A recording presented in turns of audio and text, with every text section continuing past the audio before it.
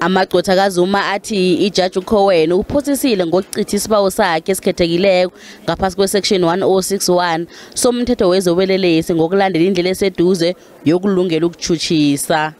Lokhu kusho ukuthi uadvocate Donor bekanazi izuqu zobutshutshisi.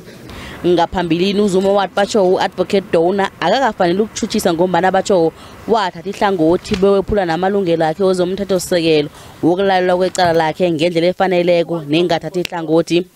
Amagcwetha kaZuma athi batsho akhenge busebenze ubulungiswa kuZuma. Section 173 must be used to assert the impartiality of the court, not to practice it, not to assert the exact opposite and the unequal treatment of people.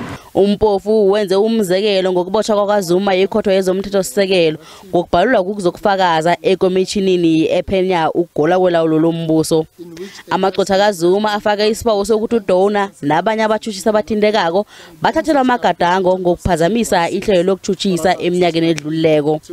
The NPA at very least would have to account for what is contained in their own affidavit that is pertinent to whether or not fair trial rights have been affected in this particular case. There is a dispute within the NPA itself. Umbuso uthe batsho uZuma angafaka isibawo sakhe sokwephulwa kwamalungelo akhe ekupheleni kokulalela kwecala lakhe lobelelesi.